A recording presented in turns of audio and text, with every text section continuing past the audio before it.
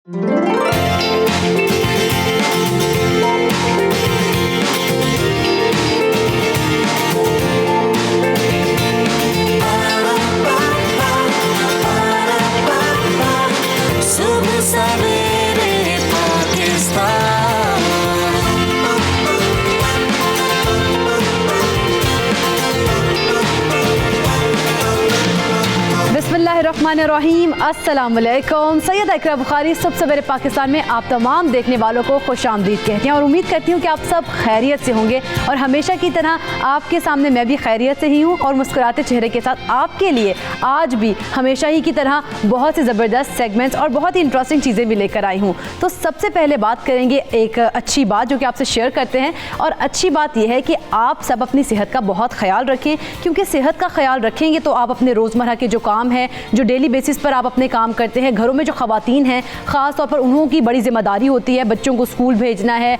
शौहर को दफ्तर भेजना है, तो इस तरह के काम जो है आप तभी कर सकते हैं रूटीन के साथ जब आप अपनी सेहत का ख्याल रख सकते हैं। तो सेहत ही का ख्याल रखिए, ये अच्छी बात है और बहुत ज़रूरी भी है। ये आप इसका ख्याल रखेंगे तभी आप जो है ना अपनी ज़िंदगी अच्छे तरीके से गुजार सकेंगे।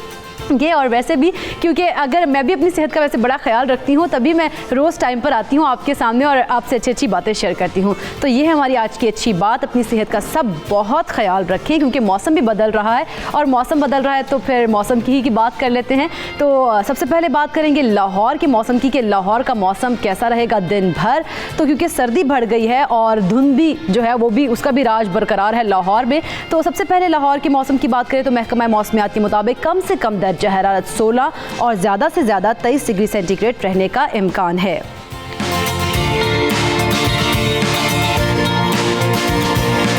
और अब बात करेंगे शहर इक़्तिदार की। तो शहर इक़्तिदार का मौसम तो वैसे तो बड़ा हसीन होता है, वादियाँ बड़ी ज़बरदस्त हैं वहाँ पर, लेकिन धरने के बाद सियासी पारा हाई है और कम से कम दर्जा हरारत 15 है और ज़्यादा से ज़्यादा 22 डिग्री सेंटीग्रेड रहने का इम्कान है।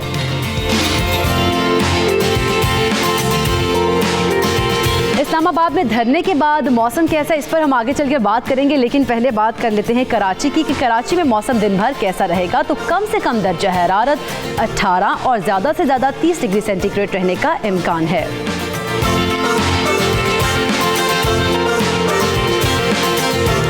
तो फूलों के शहर पेशावर की बात, तो पेशावर में कम से कम दर्जा हरारत जो है वो रहेगा हमारे पास 15 और ज़्यादा से ज़्यादा 24 डिग्री सेंटीग्रेड रहने का इम्कान है।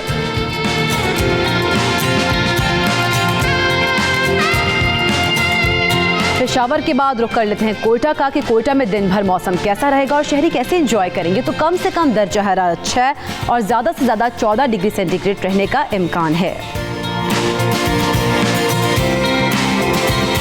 हम अगर बात करें इस्लामाबाद की कि धरना क्योंकि वहाँ पर जारी था और धरने के बाद वहाँ पर सूरत हाल क्या है और वहाँ पर क्या लोग चले गए हैं, तो लोगों को जाने के बाद सफाई की क्या सूरत हाल है, इसी पर बात करेंगे। राहील हसन हमारे साथ धरने वाली ही जगह पर मौजूद है। तो राहील, इस टाइम आप धरने की जगह पर मौजूद हैं, यकीनन सूरत हाल कैसी है, मंजर कैसा देख रहे हैं, वहाँ पर क्या गंद है और लोग चले गए हैं? जी इकरा, देखिए मैं यहाँ पर मौजूद हूँ धरने की जगह पर, जहाँ पर गुज़िश्ता 14 रोज़ से धरना जारी रहा और आज बिलाखिर ये धरना जो है वो यहाँ से ख़त्म करके प्लान बी में इसको कन्वर्ट कर दिया गया है, जहाँ पर मुल्क भर में जो मरकज़ी शाहराहें हैं वो बंद की जाएंगी। इस वक्त यहाँ पर बहुत ज़्यादा जो तादाद में लोग नहीं हैं, बिल्कुल थोड़े से लोग रह गए हैं। रात को ही यहाँ से धरना ख़त्म कर दिया गया था, जहाँ खैमा बस्ती जो लगाई गई थी वो ख़त्म कर दी गई थी। कुछ लोग रात को यहाँ पर स्टे कर लिया था, उन्होंने कहा कि हम सुबह जाएंगे। वो लोग अब यहाँ पर अपना खैमा बस्ती लपेट चुके हैं। आखिरी बार जाते जाते जो है वो अपना दिल पेशोरी करने के लिए जो 14 रोज़ से वो मुख्तलिफ़ किस्म की एक्टिविटीज़ करते रहे हैं, आखिरी बार भी जाते जाते वो मेरे पीछे आप देख सकते हैं कि कुछ लोग फ़ुटबॉल खेल रहे हैं और बस जाने की तैयारियों में मसरूफ़ हैं। सफाइयों का सिलसिला यहाँ पर जारी है। इंतज़ामिया के जो अमला है वो सफाइयों में मसरूफ़ है। इस रोड को 14 दिन से बंद किया गया था। कश्मीर हाईवे मेन मरकज़ी शाहराह है ये इस्लामाबाद की, जो कि पंजाब और KPK से आने वाली ट्रैफिक जो है वो इसी शाहराह के ज़रिए इस्लामाबाद में दाखिल होती है। 14 दिन से मुसलसल ये बंद था और शहरी जो है वो काफ़ी मुश्किलात का सामना उठा रहे थे। लेकिन अब जो है ये रोड, लेकिन राहिल अभी बताइएगा कि इस टाइम अंदाजन एक अंदाजे के मुताबिक कितने लोग मौजूद हैं जो कि अपना सामान पैक करें और जाने की तैयारी पकड़ रहे हैं? जी चंद 100 लोग आप बोल सकते हैं, 100, 200, 300, इससे ज़्यादा लोग यहाँ पर नहीं हैं, क्योंकि रात को ही ऐलान होने के बाद यहाँ से धरना ख़त्म कर दिया गया था और तमाम लोग जिनके पास कन्वेंस मौजूद थी वो लोग चले गए थे। जो बहुत ज़्यादा दूर दराज के लोग थे उन्होंने, चूँकि सफ़र लंबा था और सफ़र में भी उनको थकावट होनी थी, जिसकी वजह से उन्होंने ये फ़ैसला किया कि वो रात को यहीं पर स्टे करेंगे, आराम करेंगे और सुबह उठ के जो है वो सफ़र का आगाज़ करेंगे, क्योंकि उन्होंने आगे भी इस तहरीक को जिंदा रखना है और अपने अपने इलाकों में जाकर मुख्तलिफ शाहराहें बंद करनी है। तो पहले भी इनको 14 रोज़ की थकावट है। पीछे के मनाजिर के लोग जिस तरह से जाते जाते भी गेम्स खेल रहे हैं, फुटबॉल खेल रहे हैं, बता रहे थे, तो थोड़े से मनाजिर दिखा दें। जी देखिए, मेरे पीछे जो है इस वक्त काफ़ी लोग जो है वो यहाँ पर जो जवान लोग हैं, जो बूढ़े भी हैं, हर उम्र के लोग इसके अंदर शामिल हैं। ये फुटबॉल खेल रहे हैं और मज़े की अभी हमने यहाँ पर बैडमिंटन खेलते हुए भी लोगों को देखा। ये देखिएगा, ये जो है ना वो तमाम तमाशाई भी यहाँ पर बैठे हुए हैं, कुछ लोग खेल रहे हैं और कुछ लोग जो है वो देख रहे हैं कि किस तरीके से वो खेल खेला जा रहा है। हमने यहाँ पर शुरका से, धरने के शुरका से बात भी की। उन्होंने कहा कि हमारे ये जो 14 रोज़ यहाँ पर गुजरे हैं ये हमारी ज़िंदगी के बड़े यादगार लम्हात थे, हम इसको याद रखेंगे और अभी भी ये जो खेल खेला जा रहा है ये जाते जाते इन लम्हात की जो यादगार है उसको ताज़ा किया जा रहा है। 14 रोज़ में बड़ी गेम्स खेली और हम लोगों ने भी उनसे बड़ी गेम्स सीखी हैं। बहुत शुक्रिया राहिल हसन, आप हमें अपडेट कर रहे थे।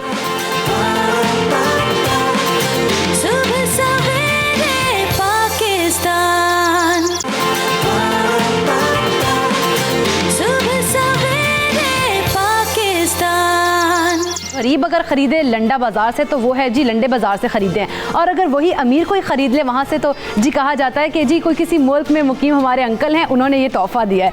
तो जनाब इसी पर बात करते हैं। लाहौर से दुआ मिर्ज़ा हमें ज्वाइन किया उन्होंने, और कराची से शिराज अहमद हमारे साथ मौजूद होंगे। तो सबसे पहले दुआ आप बताइएगा किस जगह पर मौजूद हैं और लंडा बाज़ारों में लोग कितनी तादाद में आते हैं और क्या यहाँ पर महंगाई है? जी बिल्कुल, इकरा इस वक्त मैं मौजूद हूँ रेलवे, लाहौर के रेलवे स्टेशन के बाहर। ये बहुत बड़ा लंडा है जो बहुत पुराना है और बहुत बड़ा ये लंडा है। यहाँ पर शूज़ भी हैं और पूरे स्टॉल्स लगे हुए हैं, पूरी अंदर मार्केट्स बनी हुई हैं, सेगमेंट्स बने हुए हैं। एक सेक्शन कपड़ों का है, एक सेक्शन जूतों का है, लेकिन ये है लंडा बाज़ार। और यहाँ पर हर साल देखते हैं हम कि लोगों की बड़ी तादाद उमड़ आती है। जैसे ही अक्टूबर ख़त्म होता है और नवंबर शुरू होता है तो फौरी लोग यहाँ का रुख करते हैं। लेकिन इस साल लोग हमें शिकवा करते नज़र आ रहे हैं कि महंगाई बहुत ज़्यादा है, जिससे लंडे बाज़ार में भी जो मुनासिब कीमतों में कपड़े मिल जाते थे वो भी यहाँ पर महंगे मिलते हैं। पहले 1000 रुपये में 2 जर्सियाँ, उसके साथ आप 1 जूता और साथ जुराबें भी ख़रीद लेते थे, लेकिन अब अगर 2 जर्सियाँ ही सिर्फ आ जाए तो ये भी गनीमत की बात है। छोटे बच्चों के कपड़े के लिए वालिदैन यहाँ का रुख करते हैं कि बड़ी मुनासिब कीमत में वो कपड़े मिल जाते हैं जो कि बड़े गर्म होते हैं। लेकिन इस बार वालिदैन भी ये शिकवा करते नजर आते हैं कि यार महंगाई बहुत ज़्यादा है और यहाँ पर भी आए तो लेकिन दुआ वजह क्या है? लंडा बाजारों में भी जो महंगाई का जिन है वो बोतल से बाहर आ गया।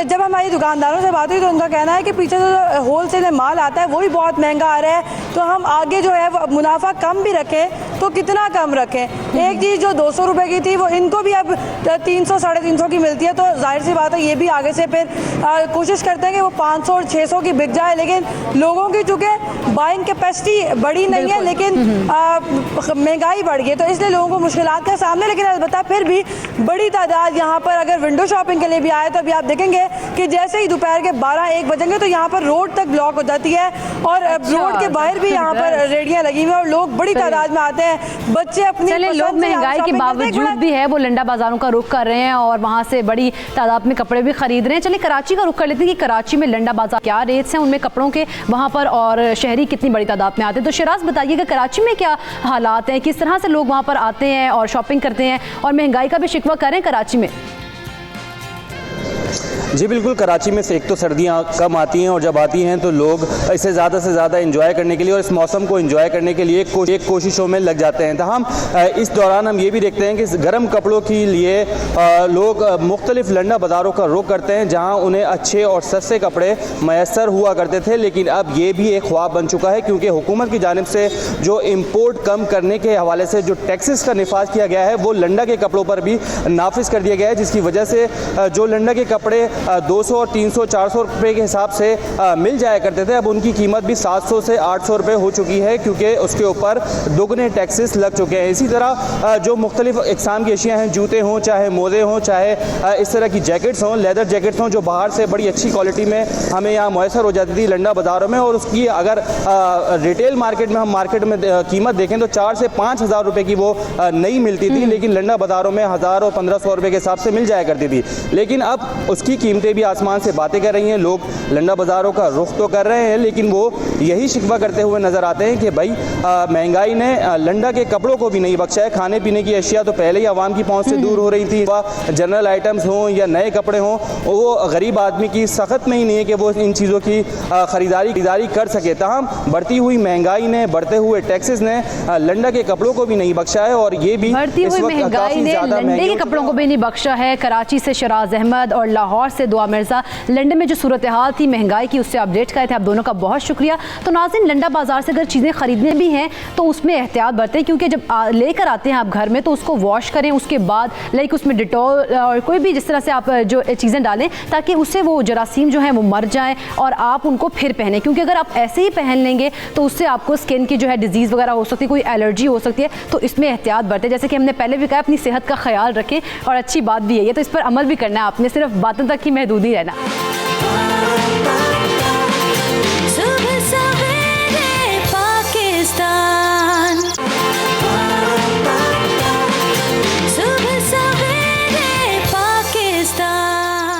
वर्ल्ड डायबिटीज़ डे है और आलमी सतह पर जो शुगर का आलमी दिन है वो मनाया जा रहा है, लेकिन शुगर है क्या और ये बीमारी कब, क्यों, कैसे लाहक हो जाती है और इस लाहक होने वाली बीमारी से कैसे आप बाहर आ सकते हैं या क्या एहतियात बरत सकते हैं, इस पर हम बात करेंगे तफसीलन।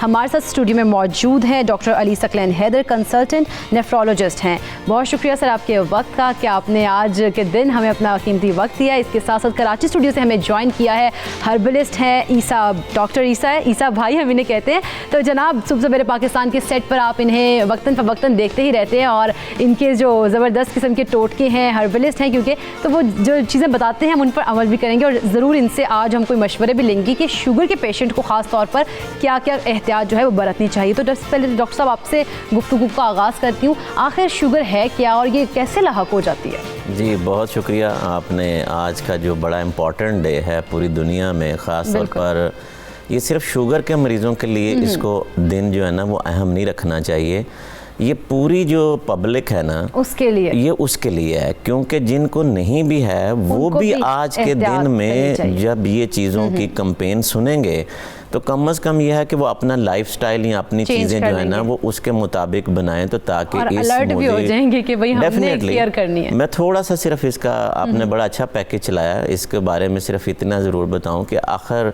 सबसे पहले कि वर्ल्ड डायबिटीज़ डे की 14 नवंबर को क्यों मनाया जाता है, ये बड़ा अहम है, इंटरेस्टिंग एक चीज़ है। 14 नवंबर को ये नाजरीन को भी पता होना चाहिए और आई एम श्योर कि आप लोगों को नहीं पता, तो बताना जो है ना बताना चाहिए लोगों को, क्योंकि अक्सर लोगों को नहीं जो पता। ये हर साल 14 नवंबर को मनाया जाता है और इसका आगाज़ 1991 में हुआ था।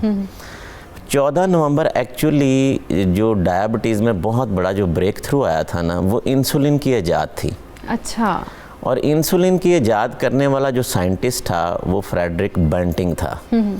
तो एक्चुअली 14 नवंबर उसका बर्थडे है जिसने इंसुलिन ईजाद की है। ज़बरदस्त। तो उसको ये समझ लें कि आप पूरी दुनिया में एक रिस्पेक्ट दे रहे हैं कि आपने, यानी कि वो जो इंटरनेशनल डायबिटीज़ फेडरेशन और WHO उन्होंने मिलकर ये डिसाइड किया कि वो बेंटिंग की बर्थडे वाला दिन ही वर्ल्ड डायबिटीज़ डे होगा, क्योंकि बहुत बड़ा ब्रेक थ्रू था कि इंसुलिन ईजाद हुई थी, ईजाद किया था उन्होंने, तो इसलिए ये 14 नवंबर को ही हर साल मनाया जाता है। सही हो गया। मकसद इसका बड़ा सीधा सा, जिस तरह आपने पैकेज में भी बताया कि पूरी दुनिया को अवेयर किया जाए ये बहुत तेज़ी से बढ़ता हुआ मर्ज़ है। बिल्कुल।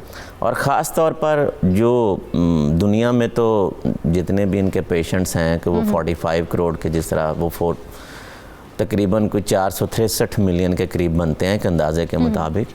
लेकिन सबसे बड़ी जो बात है कि पाकिस्तान जो है वो टॉप 10 कंट्रीज़ में शामिल हो चुका हुआ है, डायबिटीज़ के टॉप 10 में। ये कोई अच्छी हमारे लिए हेल्थ पॉइंट ऑफ व्यू से ये कोई अच्छी बात नहीं है। मतलब हमें तरक्की करनी चाहिए किसी और रास्ते में, लेकिन हमने तरक्की टॉप 10 में कर ली कि हमारी डायबिटीज़ की जो पेशेंट्स हैं वो डे बाय डे बढ़ते जा रहे हैं। अच्छा, अब शुगर होती क्या है? शुगर बेसिकली ये है कि जब आपके ब्लड में जो ग्लूकोज के लेवल हैं वो बढ़ जाते हैं नॉर्मल रेंज से ज़्यादा। यानी कि वो क्यों बढ़ते हैं कि हमारे जिस्म में बेसिकली लबलबा है, पैंक्रियाज जिसे हम कहते हैं, वहाँ से इंसुलिन का इखराज होता है जो नॉर्मल भी हर हेल्दी पर्सन में हो रहा होता है।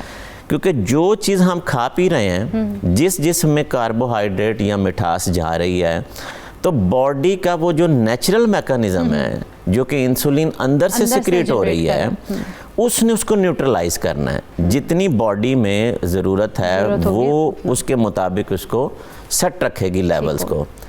अब जब ये वाली डिसबैलेंस कि आपका पैंक्रियाज से जो इंसुलिन का या तो इखराज बिल्कुल नहीं हो रहा और या वो इंसुलिन जो वो खारिज कर रहा है पैंक्रियाज, वो बॉडी में सफिशिएंट नहीं है, वो इस काबिल नहीं है कि वो आपके जो ग्लूकोज लेवल हैं उनको न्यूट्रलाइज कर सके। बिल्कुल। तो उससे क्या होगा कि आपके ब्लड के जो लेवल्स हैं ना ग्लूकोज के, वो हाई रहना शुरू हो जाएंगे। सही। तो जिसकी वजह से आपको ये डायबिटीज़ का जो मर्ज़ है आपकी हाई रहती है। कॉमनली ये 3 इकसाम है, टाइप 1 है, टाइप 2 है और एक हम कहते हैं गेस्टेशनल जो प्रेगनेंसी के दरमियान में होती है, और चौथी जो इसकी वजह है वो सेकेंडरी कॉजेज़ हैं।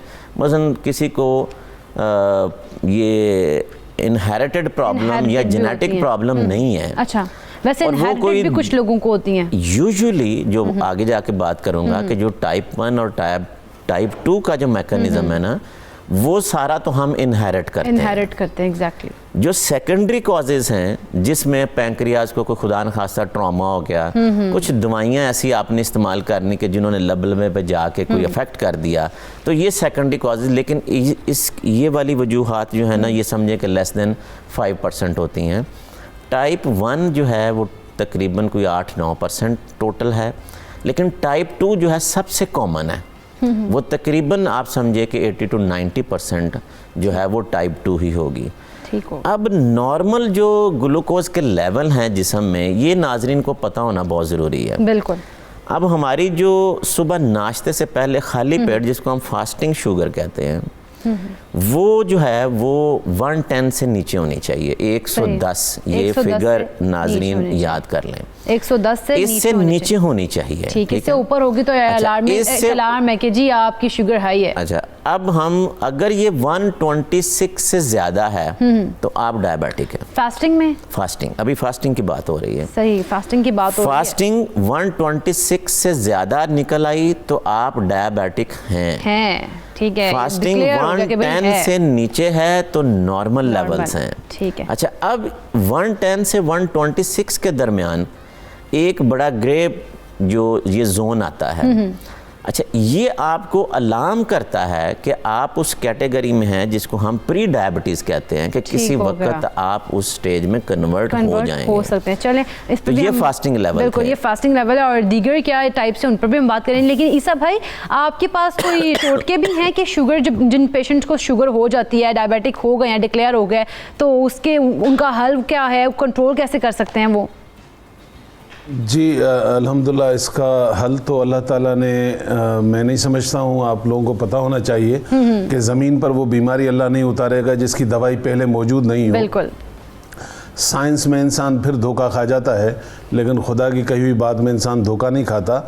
मैं डॉक्टर साहब की सिर्फ बात को आगे बढ़ाऊँगा। इन्होंने बड़े अच्छे फिगर्स दिए हैं जो कि पूरी दुनिया में करोड़ों की तादाद में है, लेकिन पाकिस्तान की सिचुएशन इतनी अलार्मिंग है, इतनी ख़तरनाक है कि मुझे तो लग रहा है कुछ वक्त के बाद शायद दुकानों पे शुगर अवेलेबल नहीं हो, लेकिन हर घर में शुगर वाला ज़रूर मौजूद होगा। वैसे ये सब भाई सिचुएशन ऐसी है क्योंकि वैसे अभी भी सूरत हाल ऐसी अलार्मिंग है क्योंकि शुगर तो काफ़ी, वैसे तो अगर चीनी की बात करें बड़ी महंगी होगी, लेकिन हर घर में एक ना एक डायबिटिक पेशेंट मौजूद है। हाँ, और इसमें हम सबका लाइफ स्टाइल जो है उसका एक बड़ा रोल है। और सेकेंडली ये है कि हमारा जो लाइफ स्टाइल के साथ खाना पीना है, बिलीव करें वो फैमिलीज, जब हम शुरू में ये काम करते थे तो हमें भी ये था कि एक फैमिली में है तो किसी और मेंबर को हो सकता है, लेकिन अब ऐसा नहीं है। अब उनकी जिनकी फैमिली में कभी शुगर रहा ही नहीं, उनके अंदर भी बहुत पेशेंट पाए जाते हैं। और उसमें लोगों को पहले तो एहतियात ये करना चाहिए कि अपने लाइफ स्टाइल को चेंज करें। हाइजीन के नाम पे हाईजेक हो चुकी है ये कौम, इनको आर्टिफिशियल चीज़ों से दूर रहना चाहिए। जैसे आप फ्रेश जूसेस पीते हैं बजाय कि आप मार्केट के पीते हैं, आप जो मिठाइयाँ खाते हैं किस जगह बन रही हैं, कैसी बन रही हैं, सिर्फ आपका बॉडी का सिस्टम जो है उसका कसूर नहीं है, उस मट्टी को आप जो दे रहे हैं वो फसल फिर ज़रूर उगती है।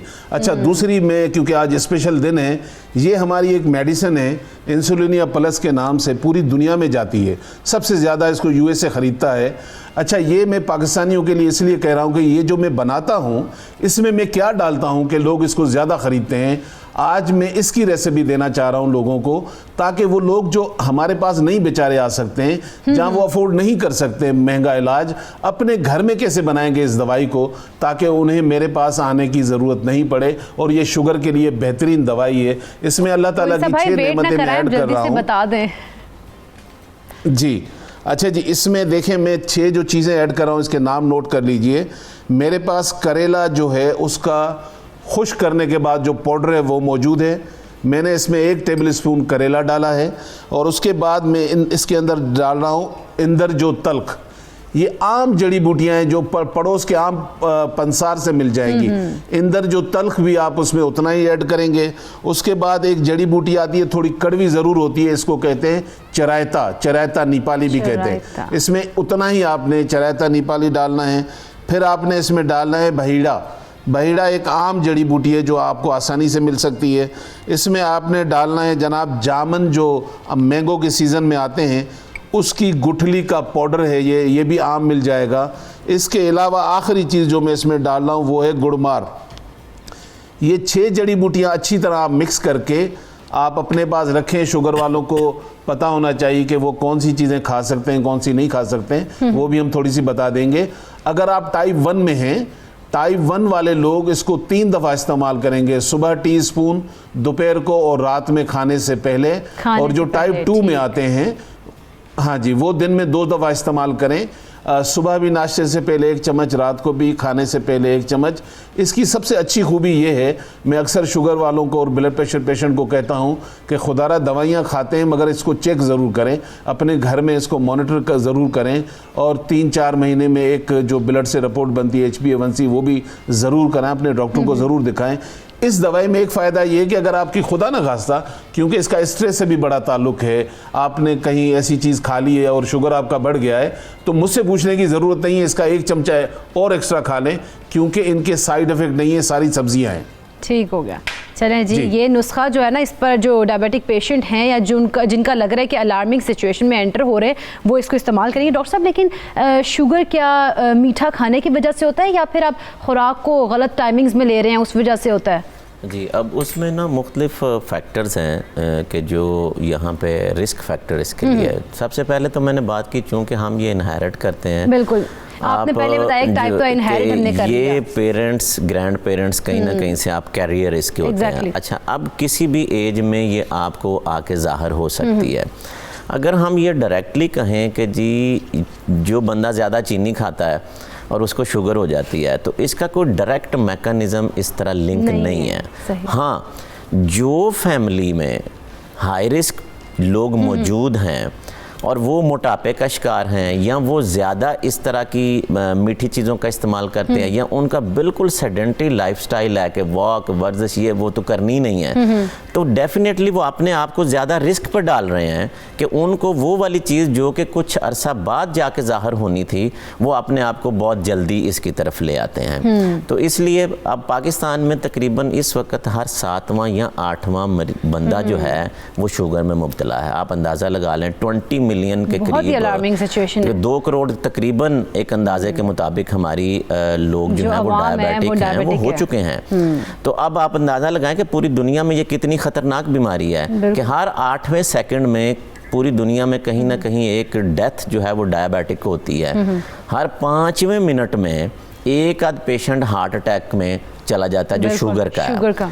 पूरी दुनिया में नबीना होने की साइलेंट किलर भी कहा जाता है इसी वजह से कि ये मदर ऑफ ऑल डिजीजेज है कि हेड टू टो। अब पूरी दुनिया में गुर्दे नकारा होने की जो सबसे बड़ी वजह है वो शुगर है। डायलिसिस के जो पेशेंट्स हैं सबसे बड़ी वजह जो वो जा रहे हैं वो शुगर है। नबीना होने की पूरी दुनिया में सबसे बड़ी वजह शुगर है। फॉलेज, हार्ट अटैक्स, शुगर, लेग्स की आपकी एम्पुटेशन का हो जाना। तो इसलिए इस बीमारी का कंट्रोल बहुत ज़रूरी है और इसमें अलामात ख़ास तौर पर बाज़ दफ़ा हम ये चीज़ चल रही होती है और ख़ास तौर पर टाइप 2 अलामात पे भी बात करेंगे क्योंकि ये भी बड़ा होता है कि लोगों को पता नहीं लगता कि उन्हें शुगर हो गई है और वो लोग बिल्कुल भी इस चीज़ में नहीं और इसको एक्सेप्ट भी नहीं करना चाहते कि हमें शुगर हो गई है। मैंने ऐसे बड़े केसेस देखे हैं जैसे वो एक्सेप्ट नहीं करना चाहते कि हमें शुगर है, बिल्कुल आप सही कह रही हैं, ये रूटीन में है और थोड़ा सा खा लो मीठा, थोड़ा सा खा लो, ऐसी भी हरकतें करते हैं।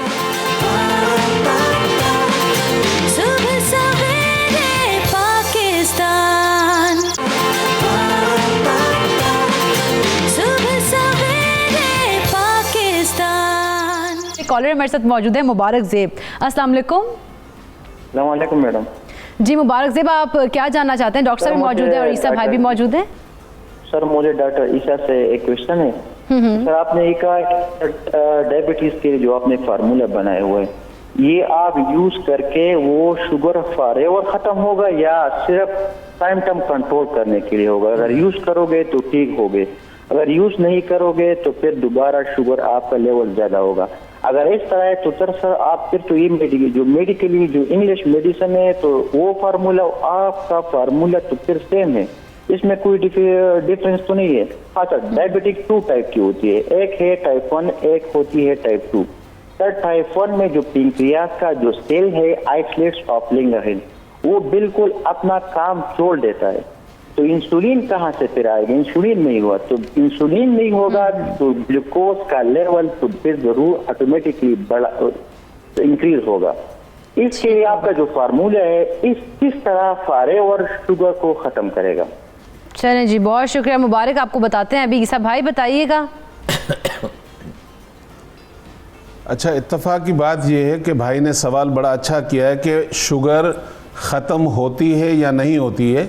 ये आपको मैं ज़रा क्लियर कर दूं कि टाइप 1 जो शुगर जो इंसुलिन पे हैं वो लोग जो यूनिट लगाते हैं वो उनकी तादाद चाहे दिन में 10 लगाने की या 20 लगाने की, ऐसे लोग अभी तक हमने नहीं देखे अपने पास भी रिकवर होते हुए कि उनकी ख़त्म हो जाए। लेकिन शुगर 2 की तादाद हमारे पास बहुत ज़्यादा है और अल्हम्दुलिल्लाह जिनका लेवल कम था इनिशियल स्टेज पर वो डायग्नोज हो गया। सबसे बड़ा मसला होता है इस बीमारी का डायग्नोज होना।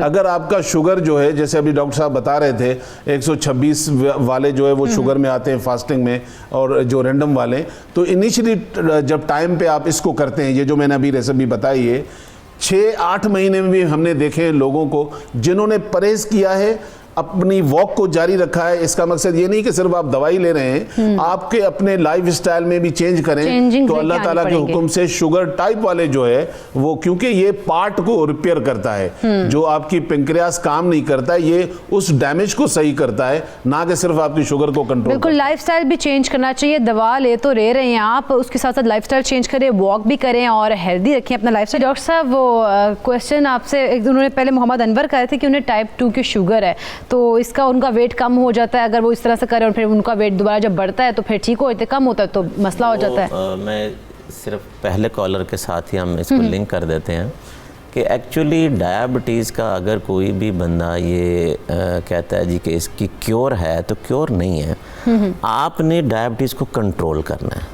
ठीक हो कंट्रोल के साथ अपना, जिसमें सबसे इम्पॉर्टेंट चीज़ जो है ना वो लाइफस्टाइल मॉडिफिकेशन है। हम क्या करते हैं कि देखिए, पहला जो ट्रीटमेंट का पहला पार्ट है वो है कि आपकी वर्जिश, दूसरा पार्ट है डाइट में चेंजेस, और तीसरे नंबर पर आपकी मेडिकेशन है। अब हम मेडिकेशन को तो प्रायोरिटी पे लेते हैं, लेकिन जो पहले दो पार्ट हैं हम उनको किरदार देते ही नहीं हैं अपनी लाइफ में, तो जिसकी वजह से रिस्पॉन्स टू ट्रीटमेंट जो है ना वो बड़ा प्लस माइनस हो जाता है। हमारा जो अभी कॉलर थे कि जिनका वेट कम हो जाता है, एक्चुअली वो टाइप 2 में जो मेटफॉर्मिन है, जो उन्होंने टैबलेट का नाम लिया ग्लूकोफेज का, उसका एक इफ़ेक्ट ये भी है कि वो वेट को कम करती है कम। लेकिन स्टिल वो रिकमेंडेशन में, गाइडलाइन में नंबर 1 वो ड्रग है कि जिसको इस्तेमाल किया जाता है। अब इसके लिए यह है कि चूंकि वो ड्रग इनको सूट नहीं कर रही और उससे उनका बहुत ज़्यादा वेट लॉस हो जाता है, तो हमारे पास बहुत सारी ऑप्शंस जो हैं वो टैबलेट फॉर्म में ही दूसरी मौजूद हैं, यानी कि कोई और फार्मूला यस कि वो अपने डॉक्टर के साथ करीबी या हमारे डायबिटिक क्लिनिक के ऊपर आ जाएं। ठीक है, उसमें यह है कि उनकी प्रॉपर हिस्ट्री लेकर उनको किसी दूसरी फार्मूलेशन पर डाल दिया जाएगा, क्योंकि उनके लेवल जो हैं वो बिल्कुल अनकंट्रोल है कि वो 150 अपनी फास्टिंग बता रहे हैं और 200 प्लस उनकी रैंडम है। तो ऐसी ड्रग पर डाला जाए कि जो उनका वेट लॉस भी ना करे, लेकिन कंट्रोल सबसे पहला काम है। जो हमारे लास्ट वाले कॉलर थे तसव्वुर साहब, हाँ जी, उनका क्या क्वेश्चन था? उनका था कि उनकी मिसेस को शुगर है और अच्छा, अब वो चूंकि कह रहे हैं कि सेकंड ईयर से शायद उन्होंने बताया कि वो डायबिटीज़ में मुब्तला हैं। इसका मतलब ये है कि वो टाइप 1 में है, क्योंकि वो अर्ली यंग एज में हो गई। और टाइप 1 का मैं बता दूं कि द ओनली ऑप्शन ट्रीटमेंट की जो है ना वो इंसुलिन ही होती है, क्योंकि वहाँ पे इंसुलिन की सिक्रीशन नहीं हो रही ना, तो आपने आर्टिफिशियली यानी कि बॉडी में इंसुलिन देनी है ताकि वो उनके लेवल जो है ना वो मेंटेन। अच्छा, अब जो इंसुलिन का रिजिम है ना वो 2 किस्म की, 1 किस्म की, 3 किस्म की, ये पेशेंट टू पेशेंट वेरी करता है और उसके जो हर इंडिविजुअल हम उसके मुताबिक डिज़ाइन करते हैं। कई पेशेंट हैं कि जो सिंगल लॉन्ग एक्टिंग इंसुलिन के ऊपर उनके कंट्रोल अचीव हो जाते हैं, कई हैं कि जिनको हमें कॉम्बिनेशन देने पड़ते हैं। मकसद ये है कि इससे नहीं घबराना चाहिए कि उनको 2 टाइप की लग रही है या 1 टाइप की लग रही है। मकसद ये है कि आपके जो टारगेट्स हैं ना, जो कंट्रोल हैं, वो अचीव होने चाहिए कि ताकि जितनी कॉम्प्लिकेशन हमने बयान की हैं कि उनके गुर्दों को कम नुकसान ना हो जाए, आंखों का नुकसान ना हो जाए। उसको रिकमेंड कब करते हैं आप? बिल्कुल इनिशियल स्टेज पे या टाइप 1 में? तो टाइप 1 में तो सीधी बात है कि टाइप 1 ट्रीटमेंट इंसुलिन है, तो इंसुलिन है, ठीक है। टाइप 2 में आप पहले दवाइयों के साथ कंट्रोल की कोशिश करेंगे। अगर दवाइयाँ आपकी टाइप 2 में नाकाम हो जाती हैं कि वो लेवल आपके टारगेट्स नहीं, तो फिर हम इंसुलिन पे उनको स्विच कर देते हैं। और बहुत सारे पेशेंट्स ऐसे हैं कि जो टैबलेट प्लस इंसुलिन ऐसे रिजिम पे भी आते हैं। मैंने एक बात कही है कि इसमें मकसद एक होता है कि आपने अपने जो टारगेट्स कंट्रोल के हैं ना वो अचीव करने हैं, ठीक हो गया, ताकि आपके जो अदर ऑर्गन डैमेज है जो कंट्रोल है उसको बचाया जा सके। बिल्कुल ईसा भाई, कुछ लोग कहते हैं कि भाई थोड़ा सा मीठा खा लो, हालांकि उनको जो है ना वो शुगर पेशेंट डिक्लेयर होते हैं कि जी इनको शुगर है, लेकिन वो फिर मीठे की तरफ भागते हैं। ऐसा क्यों होता है? एक्चुअली देखें, ये बिल्कुल आपकी बात सही है और कई ऐसे पेशेंट हमारे यहाँ जब आते हैं और सर्टेन टाइम जब ये कंप्लेन भी करते हैं कि डॉक्टर साहब काफ़ी टाइम तो शुगर सही रही, फिर मेरी अचानक बढ़ गई, तो जब उनसे पूछा जाता है कि भाई कहीं मीठा वीठा तो नहीं खा रहे हो, तो उनका सीधा सा जवाब होता है बस थोड़ी सी बिस्मिल्लाह करके खा लेते हैं। तो वैसे ईसा भाई ये प्रॉब्लम मेरी मदर के साथ भी है, वो भी कहती है नहीं थोड़े से तो कोई फर्क नहीं पड़ता। हाँ, थोड़ा सा वो थोड़ा नहीं होता, लेकिन हमें उससे परहेज़ करना चाहिए। सेकेंडली नाइट में ख़ास तौर पर मैंने देखा है, क्योंकि क्रेविंग होती है, तो ये सब लोग भी सोए हुए होते हैं केयर करने वाले, तो अक्सर फिर रात में जो है ये लेते ज़रूर हैं कुछ ना कुछ फ्रिज से निकाल कर, जो कि वो उनके लिए अच्छा नहीं है। डॉक्टर तो सिर्फ देखें गाइड कर सकता है कि आप क्या खा सकते हैं, क्या नहीं खा सकते हैं। सेकेंडली अल्लाह ताला की जो बहुत सारी नेमतें हैं, जैसे हमें क्योर में या जो पेशेंट हैं या नहीं है, हमें करेले का इस्तेमाल अपने घर में ज़्यादा करना चाहिए।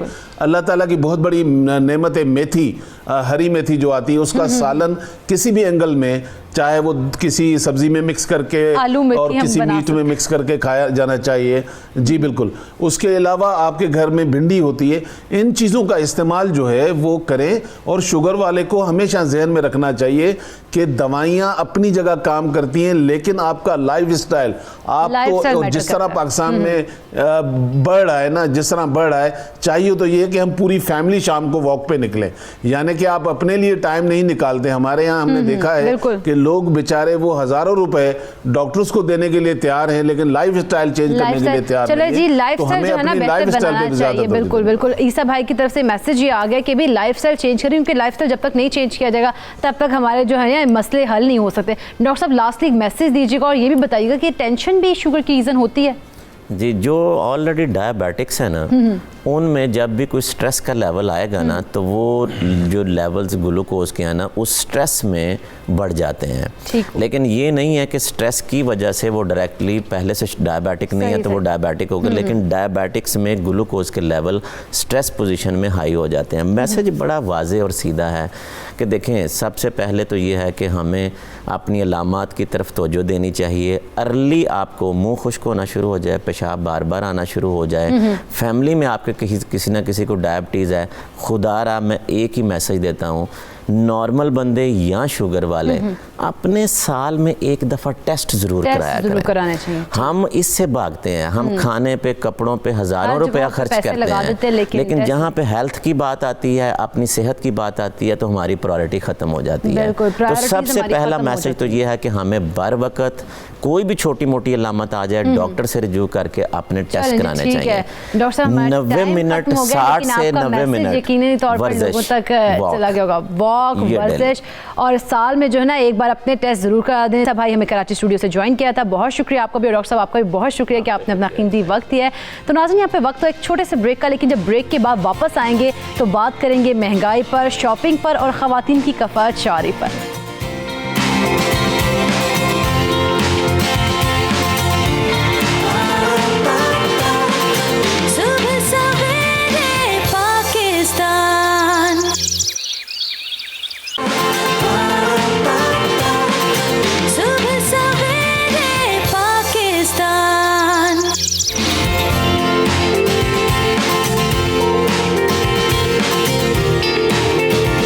Welcome back. तो आज टॉपिक बड़ा इंटरेस्टिंग है, शॉपिंग, महंगाई और ख़वातीन। भाई मामला बड़ा संजीदा हो गया है। ख़वातीन पर इल्ज़ाम होता है कि वो जी शाह खर्च होती है, पूरे महीने का जो बजट है वो बुनियादी चीज़ों की बजाय गैर ज़रूरी और गैर अहम चीज़ों पर लगाकर सारा बजट जो है वो आउट कर देती है। यकीनन हर जगह ऐसा नहीं होता होगा, क्योंकि बहुत सी ख़वातीन बड़ी कफ़ायत-शार भी होती है, बड़े ज़बरदस्त तरीके से पूरा महीना जो है वो अपना बैलेंस करके चलती हैं। लेकिन जहाँ ऐसा होता है वहाँ वजह क्या होती है और जहाँ नहीं होता उसकी क्या वजह होती है।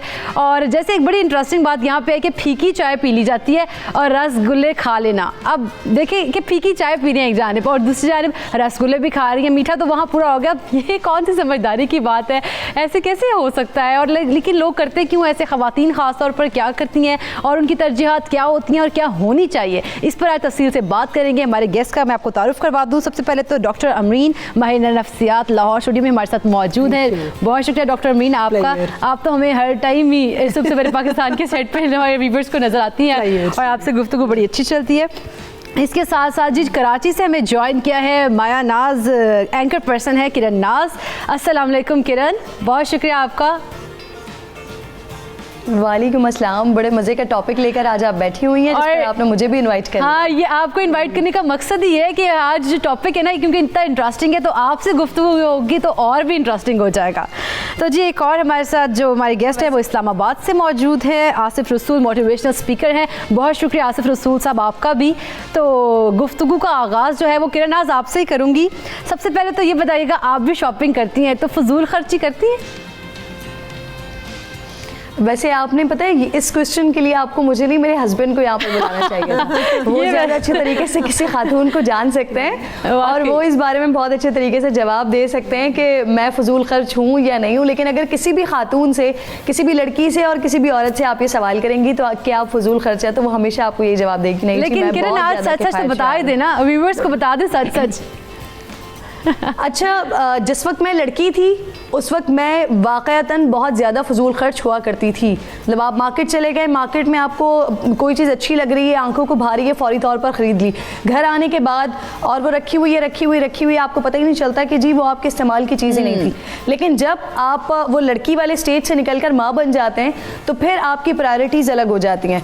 फिर जब खातून बाहर जाती है तो उसको अपने लिए कोई भी चीज़ अट्रैक्ट नहीं कर रही होती है, उसके पास इतना टाइम ही नहीं बचता कि वो अपने लिए कोई चीज़ देखे।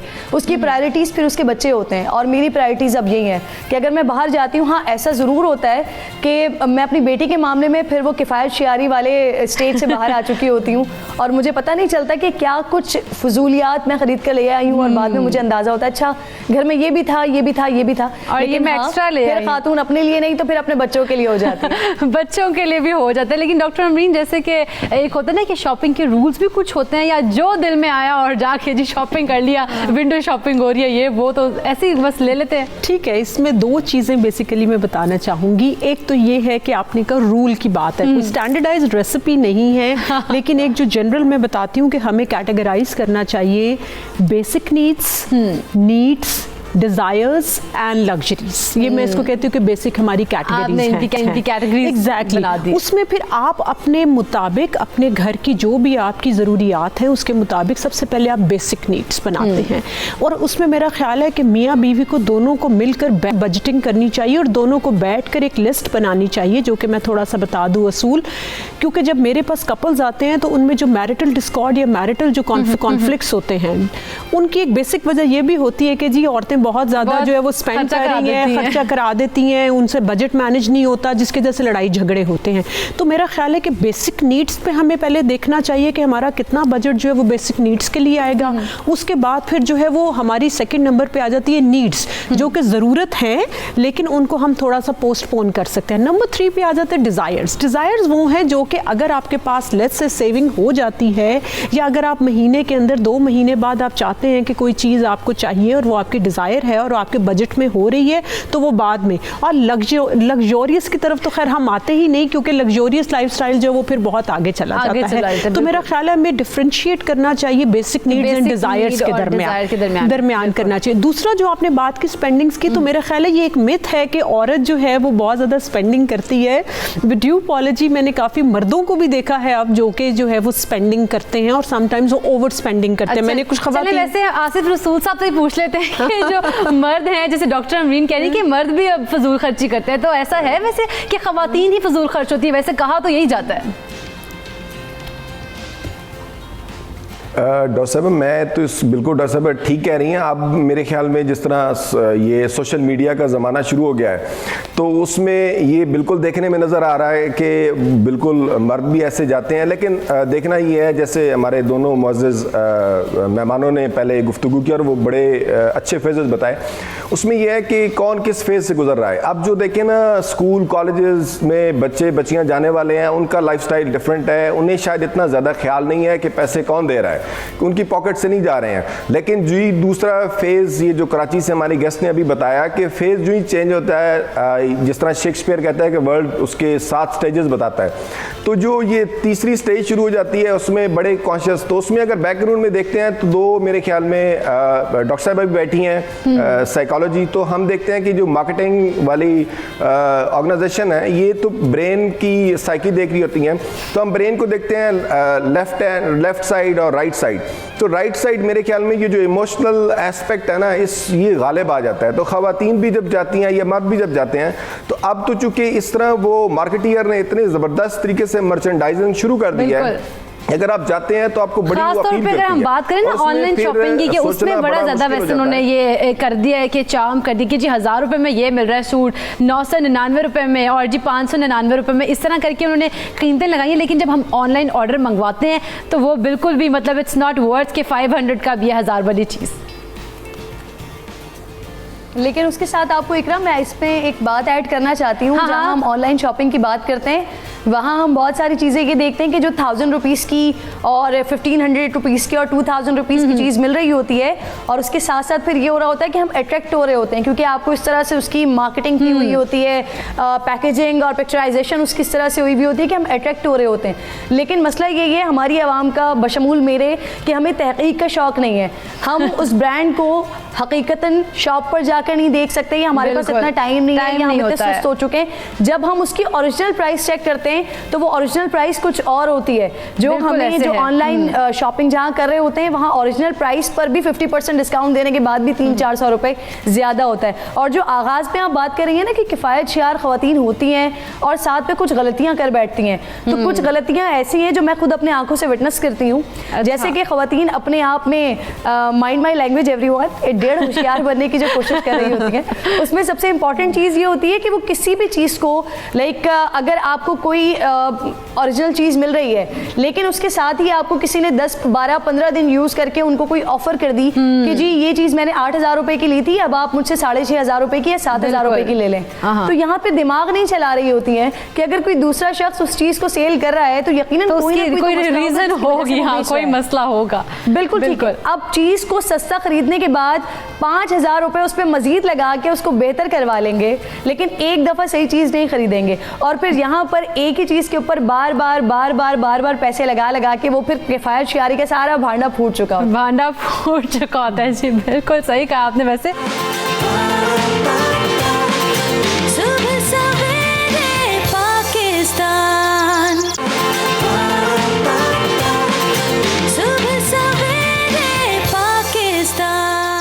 एक हमारे गेस्ट हमें भी लाहौर स्टूडियो में ज्वाइन किया है, अहमद हम्माद साहब, शायर भी हैं और मुस्तन्निफ भी हैं।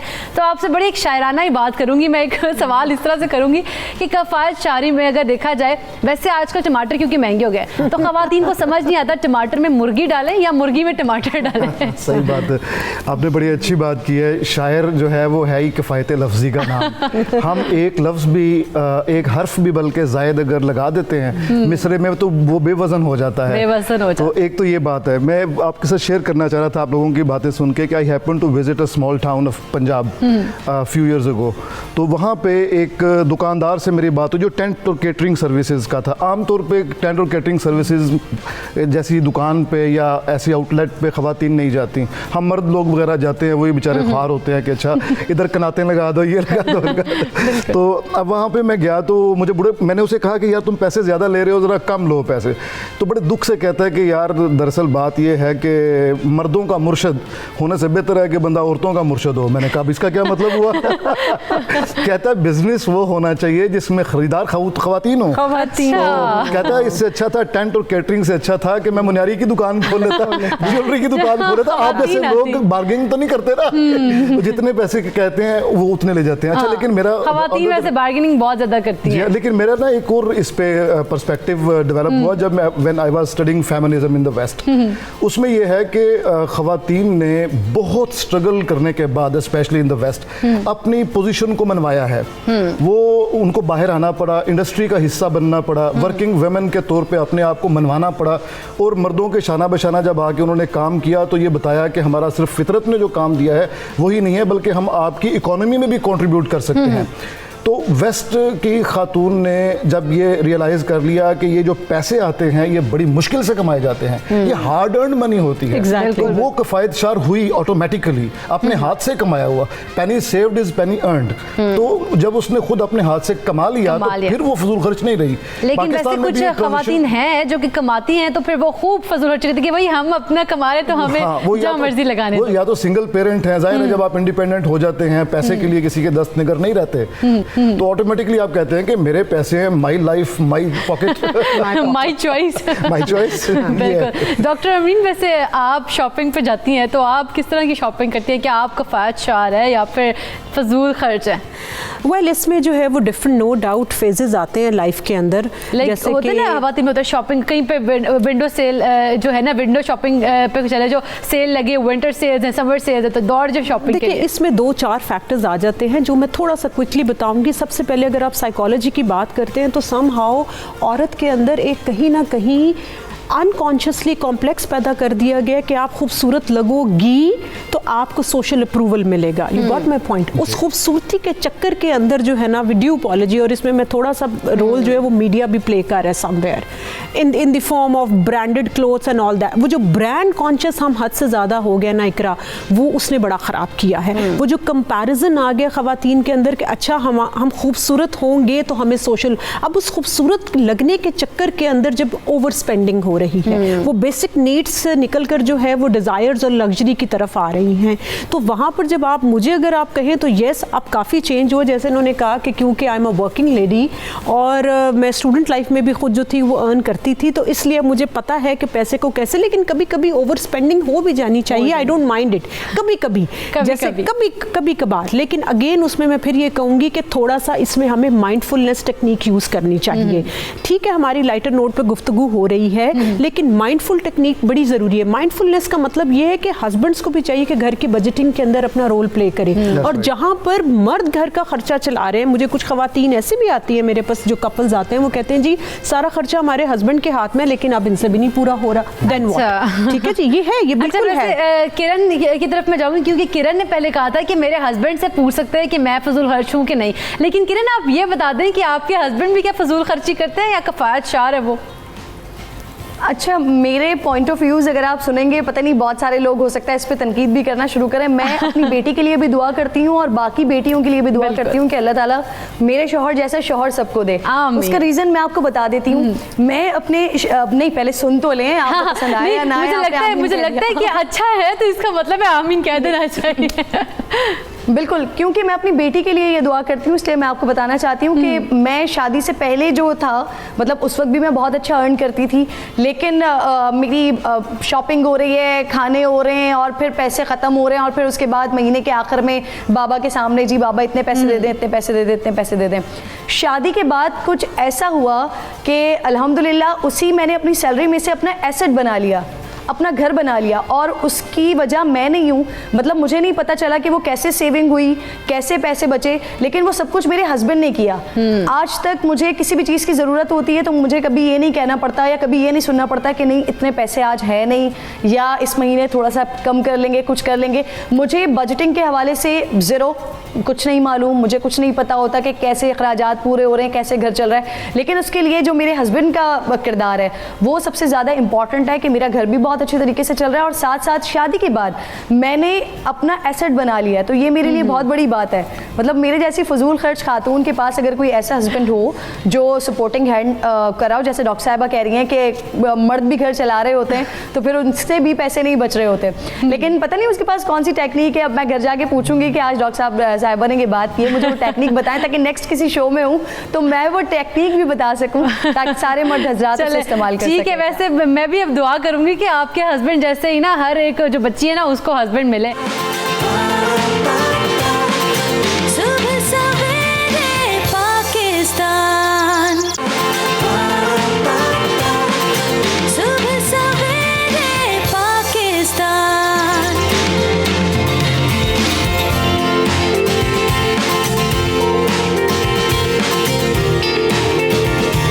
Welcome back. तो ब्रेक पर जाने से पहले क्योंकि हम बात कर रहे थे कफायत शारी पर, हमारी ख़वातीन कितनी कफायत शार हैं इसी पर हम बात कर रहे हैं। बड़ा इंटरेस्टिंग टॉपिक है। यकीनन हमने जो बातें की हैं और जो घर में ख़वातीन बैठी हैं उनसे 100% एग्री भी करेंगी, और अगर नहीं भी करेंगी तो कहीं ना कहीं वो कहेंगी कि भाई नहीं इतने % तो ठीक ही है। लेकिन शौहर जो है ना वो मेरे इन तमाम जो हमने बातें की हैं ना उनसे ज़रूर एग्री करेंगे, कहेंगे नहीं ये तो 100 नहीं 110% ठीक कह रही हैं। लेकिन जनाब औरतें वाकई कफायत शार होती हैं, सेल का इंतज़ार करती हैं कि भाई सेल लगेगी तो जो कपड़े हैं ना वो कम पैसों में ख़रीद लेंगे, लेकिन इसके साथ साथ जब वो जाती है सेल पर तो कफ़ायत शारी उनकी वहाँ पर ख़त्म हो जाती, क्योंकि वो अपने बजट से ज़्यादा जो है ना ख़रीदारी कर लेती हैं। तो इसी पीछे साइकी क्या है वैसे डॉक्टर अमीन? देखिए, ओवर स्पेंडिंग, इसको हम बोलते हैं ओवर स्पेंडिंग। एक होता है स्पेंडिंग, एक होता है ओवर स्पेंडिंग का कॉन्सेप्ट। मैं हमेशा ये कहती हूँ कि आप स्पेंड ज़रूर करें लेकिन ओवर स्पेंडिंग ना करें। आपने सेल्स की बात की, अगर ख़वातीन सेल्स का इंतज़ार करती हैं तो जब जाते हैं तो भी सेल में पसंद आया, इतने 1000 रुपए का एक मिल रहा है तो 4-5 ले लेती हूँ। ये चीज़ this is the over spending कि अगर आप सेल का वेट इसलिए करिए कि आपको थोड़ा सा जो है उसमें से पैसे बच जाएं या थोड़ा सा आपके लिए कॉस्ट इफेक्टिव जिसको हम कहते हैं हो जाए। लेकिन अगर आपने 2 जोड़ों की अगर आपकी ज़रूरत है और आप जाके 5 उठा लेती हैं तो फिर मैं इसको किफ़ायत शारी नहीं कहूँगी। आपने 6 महीने के बाद का एकदम का कोटा पूरा कर दिया। तो मेरा ख्याल है कि जो आपने साइकोलॉजी की बात की, ये भी जो सेल्स का कॉन्सेप्ट आया, और ये सिर्फ यहाँ नहीं जी, वेस्ट में भी है। आपका बॉक्सेस डे होता है, वहाँ पर भी सेल्स बहुत लगती हैं। तो मेरा ख्याल है ये मार्केटिंग टैक्ट है। गुड फ्राइडे और गुड फ्राइडे, ब्लेस्ड फ्राइडे और चीज़ों के नाम से। सो द थिंग इज हमने कहीं ना कहीं we are playing with the साइकीज ऑफ द ह्यूमन बीइंग्स, खास तौर पे चूंकि हम खवातीन, चूंकि उनके इमोशंस और when it comes to shopping तो वो ज़रा ओवरवेल्म्ड हो जाती हैं। तो ये हमारे मार्केटिंग टैक्ट्स भी होते हैं कि जी अब सेल ख़त्म होने लगी है। अच्छा, एक और मज़े की बात है कि खवातीन अगले सीज़न के जो है ना, ये भी मैं थोड़ा सा यहाँ पे बताऊँगी, वो अगले सीज़न के पहले ख़रीद के रख लेती हैं। बिल्कुल, मैं थोड़ा सा इस आइडिया को जो है वो, यही तो चीज़ है। हाँ नहीं, मैं इस आइडिया को इकरा इंडोर्स नहीं करती, क्योंकि देखिए मैं फिर ये बात कर रही हूँ कि अगले सीज़न तक अल्लाह ज़िंदगी दे, लेकिन मेरा ख्याल है हमें बहुत ज़्यादा फ्यूचर में नहीं रहना चाहिए। हमें हेयर एंड नाउ के कॉन्सेप्ट में रहना चाहिए। हेयर और नाउ का मतलब है कि हमें प्रेजेंट में रहना चाहिए। आप अगर 4 जोड़े अगले सीजन के पहले खरीद से रख रही हैं, यू नेवर नो कि अगले सीजन तक आप वो यूज़ कर सकती हैं या नहीं कर सकती हैं। तो this is called then the over spending. और मेरा ख्याल है कि अब खवातीन को भी और मर्दों को भी थोड़ा सा जो है सेविंग का कॉन्सेप्ट जो इस्लाम ने भी बताया है, हमें म्याना रवि जो है वो भी इख्तियार करनी चाहिए और करनी चाहिए, बिल्कुल करनी चाहिए। और बच्चों को हमें मनी बॉक्स का कॉन्सेप्ट देना चाहिए, जैसे हम लोग बचपन में पहले वक्तों में था। हाँ, एग्जैक्टली, हम छोटे थे तो हमें ये कॉन्सेप्ट दिया आप गया था बच्चों कि मनी बॉक्सेस में आपने अपनी भी बच्चों को मनी बॉक्स का कॉन्सेप्ट दें, ताकि अगर उनकी कोई थोड़ी बहुत पॉकेट मनी है और उन्होंने कोई चीज़ लेनी है तो आप उन्हें कहें कि आप अपने पैसे जो है वो सेव करें। अगर अकाउंट का भी कॉन्सेप्ट यहाँ नहीं आया तो मनी बॉक्सेस हों जिसमें वो अपने पैसे सेव करें और अपने उन पैसों से फिर वो चीज़ खरीदें, तो फिर उनको ऐसा शऊर आएगा, उसको इस्तेमाल भी वो अच्छे तरीके से करेंगे। बिल्कुल भी ये होता ना कि पेरेंट्स से जिद करते हैं बच्चे की हमें ये चाहिए, तो वो फौरन वो बच्चों को लेते हैं, तो उसकी कदर भी नहीं होती। अपने पैसे जमा करके लेंगे तो उसकी कदर भी होगी। तो हमारे पास आसिफ रसूल साहब भी मौजूद हैं। तो आसिफ रसूल साहब, क्योंकि खवातीन वैसे हम बात कर रहे हैं किफ़ायत शार होती हैं या नहीं होती, फजूल खर्चियाँ ज़्यादा करती हैं, लेकिन हमारी कुछ खवातीन ऐसी हैं क्योंकि उनके ऊपर बड़ी रिस्पॉन्सिबिलिटी होती है। घर का पूरा खर्च उन्होंने जो है वो पूरा संभालना होता है पूरे महीने का, और साथ ही साथ बच्चों को भी देखती हैं, स्कूल भेजना होता है, उसके बड़े उनके ऊपर रिस्पॉन्सिबिलिटीज़ होती हैं। तो खवातीन फिर किफ़ायत शार भी हो जाती हैं।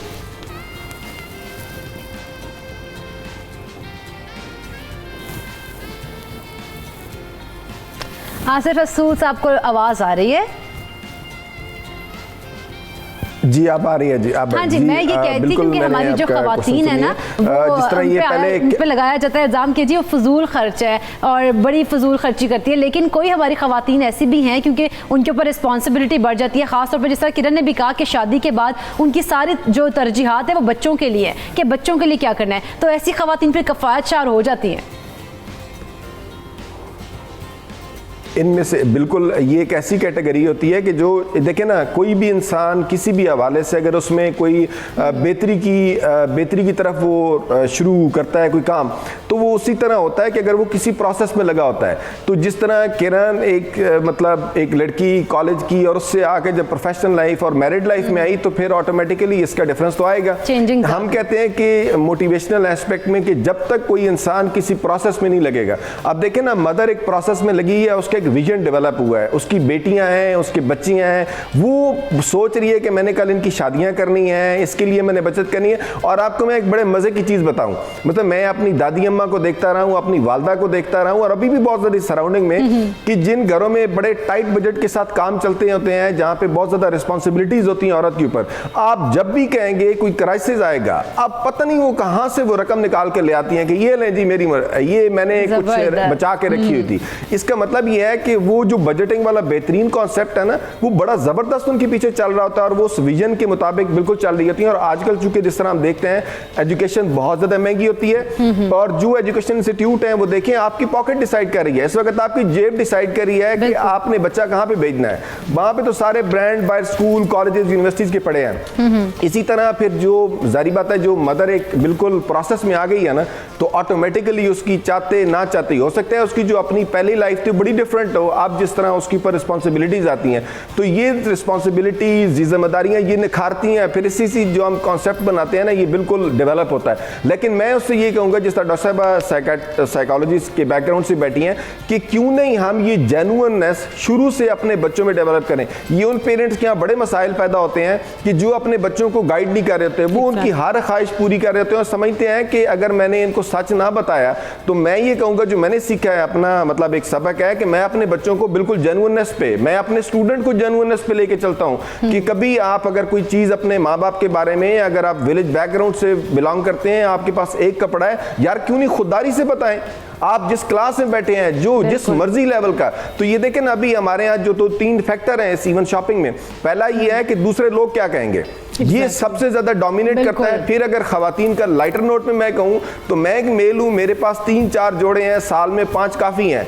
कल मैं बुशरा बीबी का वज़ीर आज़म की मिसेस का इंटरव्यू सुन रहा था, वो पिछले पुराना, तो उसमें वो भी बता रही थी खान साहब के पास 3-4 जोड़े रहते हैं। हमें कोई असर नहीं पड़ता कि ये पिछली शादी पे किसी ने देखा है या नहीं, लेकिन खवातीन, अब एक बात आप जरूर नोट करेंगे कि खवातीन को इससे बारे में बड़ी कॉन्शियस होती हैं कि ये सूट तो नया है पर लास्ट टाइम इतने लोगों ने देखा हुआ है, अब अगली जगह पे मैं नहीं पहन के नहीं जा सकती, तो इसलिए वो फिर सेकंड एस्पेक्ट होता है। दूसरा, हम सोशल मीडिया का इतना ज्यादा इन्फ्लुएंस है कि पहले देखिए एक जगह पढ़ते हैं ना आसिफ साहब, एरियाज में, अपनी फैमिली में, अपने घरों में, अपने एरिया में, लेकिन अब वो इतना ज्यादा आगे चला गया कि अब तो इको चेंबर है। मतलब बच्चा कोई ग्रुप ज्वाइन करता है, व्हाट्सएप ग्रुप ज्वाइन करता है, इंस्टाग्राम पे, अपने फेसबुक पे। आसिफ साहब, आपकी बात जो है ना, उसमें किरण लगता है कुछ ऐड करना चाह रही हैं। आसिफ साहब, जो आपने बात की ना कि ख्वातीन का ये एक बड़ा मसला होता है कि वो एक शादी में पहन लिया तो दूसरी शादी में नहीं पहनेंगी, तो सर हमने बहुत सारी जगहों पर पढ़ा है ना कि औरत ही औरत की दुश्मन होती है। तो यहाँ पर तो ऐसे मसाइल भी होते हैं कि वो फुप्पो की चचा की लड़की बैठ के पूछ लेती है, कह रहे तुमने उसकी शादी में तो ये वाला जोड़ा पहना था, शादी में पहना। ये वाले मसाइल मर्दों के साथ नहीं होते हैं, ये मर्दों के साथ नहीं होते। और मैं आपको बताऊँ, हमारे जैसे लोग जो टीवी पर आते हैं, सोशल मीडिया पर एक्टिव होते हैं, तो अगर एक प्रोग्राम के बाद दूसरे प्रोग्राम में वो कपड़े पहन ले तो नीचे जो फैंस के कमेंट्स आना शुरू हो जाते हैं कि आपने उस दिन तो ये वाले कपड़े पहने थे, तो हमारे लिए रिपीट कर दिए। ये मजबूरी है हम लोगों की, बिल्कुल सही कह रही हैं। अच्छा, मैं इसमें 2 पॉइंट्स ऐड करना चाह रही थी। इसमें अगर बिल्कुल, मैं आसिफ साहब, आप कुछ ऐड करना चाह रहे हैं? मैं ये किरण के साथ ऐड करना चाह रहा हूं कि क्या इस दौड़ में आप अपनी ऑडियंस को साथ लेना चाहेंगे। मैं ये चाहूंगा कि किरण बताए कि भाई बात यह है, this is the reality of life. और मेरे अगर इस किरण को कितने फॉलो करने वाले लोग होंगे, वो एक एक देख रहे होते हैं अंदाज कि आज किरण ने ये पहना वो पहना, तो काश किरण अगर साथ, हम तो मोटिवेशनल एस्पेक्ट में ये जरूर कहूंगा कि किरण के थ्रू ये मैसेज जाना चाहिए कि भाई this is what the real life is. और कितनी खूबसूरत बात होगी कि आपके ऑडियंस में इतनी ज्यादा फैन फॉलोइंग, अगर आपकी जेन्युइन बात पे अगर आपने ग्रिप कर लिया, तो मेरे ख्याल में मुआशरे में आप एजेंट ऑफ चेंज होगी। एजेंट ऑफ चेंज, बिल्कुल।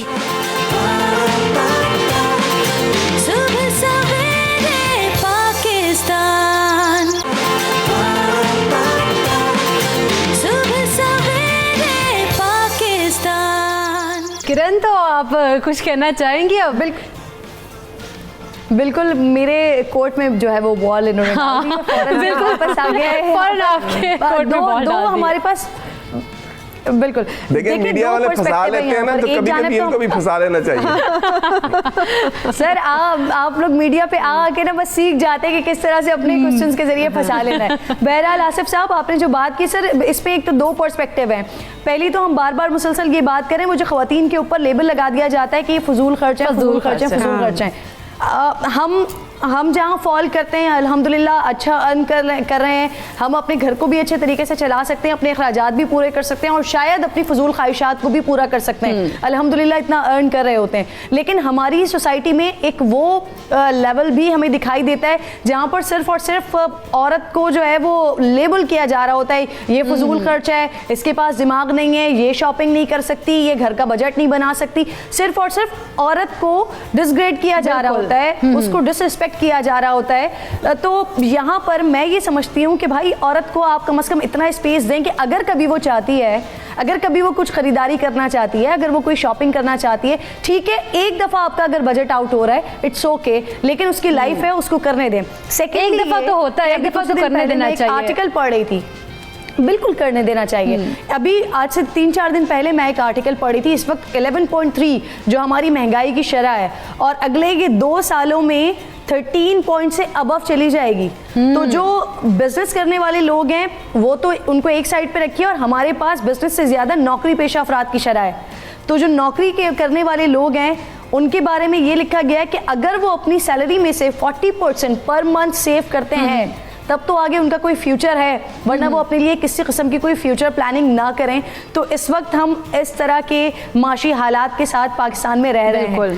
तो अगर जो लोग समझते हैं कि जी फजूल खर्ची होनी चाहिए या करनी चाहिए, या अगर कभी कभी कर लें तो मार्जिन देना चाहिए, तो ये तमाम ख़वातीन को और तमाम मर्द हजरात को मैं ये अपनी तरफ से मैसेज देना चाहूँगी कि प्लीज़ अब आगे जाकर, क्योंकि अब जो लाइफ का जहाँ मर्द और ख़वातीन की फिर बात आ जाती है, फिर आपका फ्यूचर होता है, आपके बच्चे होते हैं, तो अब हमें उनके फ्यूचर के बारे में उनके फ्यूचर के बारे में और जो इम्पोर्टेंट चीज़, हाँ किरण, एक और, सॉरी जी आपके बहुत सारे गेस्ट मौजूद हैं लेकिन मैं चाह रही हूँ कि इसको जरा बात को मैं एक कंपाइल कर ले, ठीक है। चलें ठीक है, आप ब्रेक ले लें, फिर ब्रेक नहीं लेने, एक कॉलर हमारे साथ मौजूद है एहसान, उनसे मेरे का बात कर ले, जरा उनको भी शामिल गुफ्तगू कर लें। अस्सलाम वालेकुम एहसान। जी वालेकुम सलाम तमाम मुअज़्ज़ज़ मेहमान, डॉक्टर साहबा, किरण भाई और आसिफ रसूल साहब, सबको सलाम। जी एहसान, क्या जानना चाहते हैं, क्या आपके इर्द गिर्द ऐसी औरतें मौजूद हैं जो कफ़ायत शार हैं? आपके प्रोग्राम से जो आगाही हमें मिल रही है, मैं इस चीज़ में शामिल हूँ, और आपने 110% ये बात की है, मैं 200% आपकी बातों से एग्री हूँ। ठीक है, तो चलें जी, आप शेयर क्या करना चाहते हैं, कोई एक्सपीरियंस शेयर करना चाहते हैं अपना? ज़्यादा प्रोग्राम करें, इसके लिए अगर चाहें तो डॉक्यूमेंट्री एक फिल्म भी बनाएं ताकि लोगों में आगाही आ सके इस चीज़ की। बिल्कुल बिल्कुल आगाही, बिल्कुल इस प्रोग्राम को देखने के बाद बहुत से ख़वातीन और जो मर्द हजरात हैं उनमें आगाही आएगी, अवेयरनेस आएगी। एक और कॉलर मौजूद है, जफ़र साहब, अस्सलाम वालेकुम। बेटी वालेकुम अस्सलाम। बेटा इकरा, माशाल्लाह मैं आपका प्रोग्राम रोजाना देखता हूँ मुख्तलिफ। जी बहुत शुक्रिया जफ़र साहब, आप कोई एक्सपीरियंस शेयर करना चाहते हैं? मैं ये कहना चाह रहा हूँ बेटे, आसिफ रसूल साहब की बात 100% सही है, और ये बेटी किरण हमारी सुन रही है, और ये फौरी तौर पे मुतासिर भी हुई, इन्होंने का बॉल हमारे कोर्ट में फेंक दी।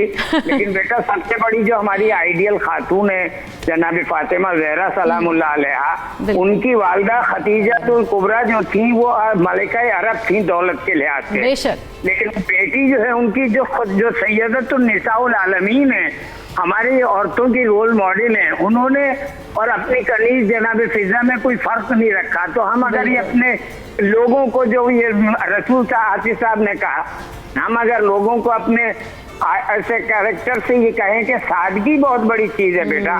शादियों पे जो हम बहस करते हैं, हमारा 90% जो तबका है वो खते गुर्बत से बहुत नीचे है। तो हमारा सबसे बड़ा फैशन सादगी होनी चाहिए। मेरा सिर्फ ये मैसेज था बेटी। और ठीक है जी, बड़ा अच्छा मैसेज दिया है मोहसिन जफ़र साहब ने। तो वैसे आप क्या समझते हैं हमाद साहब, ख़वातीन जो है, क्योंकि फ़जूल खर्च हम उन्हें नहीं कह सकते, हर टाइम फ़जूल खर्ची नहीं करती, कफ़ायत शार भी हैं, तो आपके ख़्याल में ख़वातीन जो कितने % ख़वातीन हमारी है जो थोड़ी बहुत होंगी, मेरा ख्याल है फ़जूल खर्च होंगी, ज़्यादा तो आप समझते हैं कि कफ़ायत शार ही? क्योंकि आप वैसे किरण ने भी कहा था कि 3 औरतों के दरमियान बैठे हैं, तो आप बड़ी उनकी ना मीठी मीठी कर रहे हैं, बस इतनी ज़्यादा नहीं होंगी। 3 औरतें एक कहानी। बिल्कुल। एक तो ये कि मैं ये कहना चाहूँगा कि रसूलुल्लाह सल्लल्लाहु अलैहि वसल्लम ने फरमाया कि आप पानी उस वक्त भी ज़ाया मत करें जब आप दरिया पे खड़े हैं। बिल्कुल। तो ऐसा कफ़ायत शारी का और संभल के खर्च करने का दर्स तो हमें रसूलुल्लाह सल्लल्लाहु अलैहि वसल्लम से मिलता है।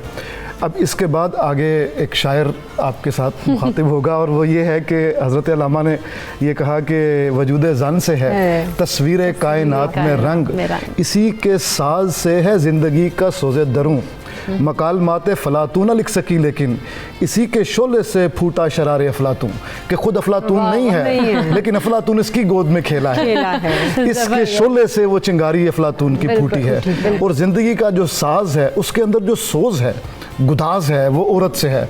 तो हम क्यों किसी औरत को मना करते हैं कि वो कायनात के रंगों में इजाफा ना करे। एक शायर तो ये कहेगा कि अल्लाह ताला ने इस दुनिया में सबसे खूबसूरत चीज़ इंसान को बनाया और 4 कस्में खा के बनाया, और उन इंसानों में हसीन जो हुस्न की अलामत है वो औरत है। मर्द तो हम ये कहते हैं ब्यूटी नीड्स नो ऑर्नामेंट्स, इसलिए हम कांटे शांटे नहीं पहनते, इसलिए हम ये समझते हैं, मैं भी बिल्कुल सिद्ध के दिल से समझता हूँ। I also fail for a woman, obviously I wrote poetry for her, ठीक है। तो मैं ये समझता हूँ कि हुस्न जो है वो औरत को ही ज़ेबा है। जब औरत को ज़ेबा है तो उसको रंगारंग कपड़े ख़रीदने से क्यों रोकते हैं, उसको अच्छा लगने से क्यों रोकते हैं?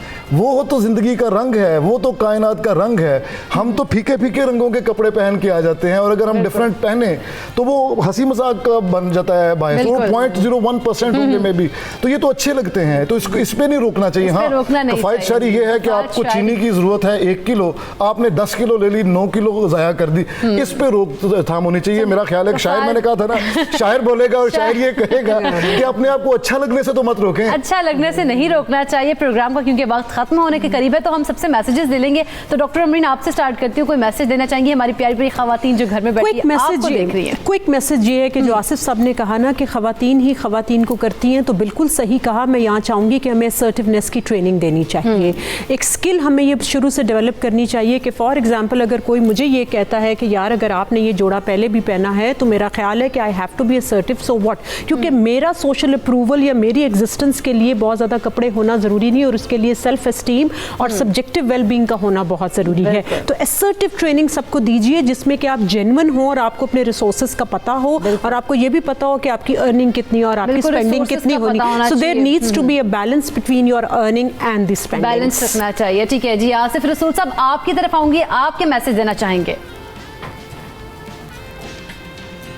मैं ये कहूँगा कि अब ये थोड़ा सा एक पैराडाइम शिफ्ट आना चाहिए। हम जो पेरेंट्स और मतलब बच्चों का ताल्लुक है उसमें थोड़ी सी जेन्युइननेस आनी चाहिए। बच्चों को कॉन्फिडेंस देना चाहिए कि बेटा दिस इज़ लाइफ। और मैंने जितने ऐसे बहुत सारे वालिदैन देखे हैं कि जो बच्चों को बड़े पॉजिटिवली, बड़े दोस्ताना अंदाज में साथ ला के चला रहे होते हैं, वो बच्चे आगे जाके बहुत अच्छा परफॉर्म करते हैं, ना कि ज़बरदस्ती उनके ऊपर। तो मेरे ख्याल में अब किरण की तरफ भी मैं एक बाल फिर फेंकूंगा कि हमें बहुत ज़्यादा ओपरा विनफ्रेज चाहिए। इवन मीडिया में बहुत ज़्यादा पाकिस्तान में ओपरा विनफ्रेज जो जेन्युइननेस की तरफ ज़्यादा चले। तो मेरा ये मैसेज है। चलें जी किरण, आपके कोर्ट में बॉल फिर से आगे, कोई मैसेज देना चाहेंगी?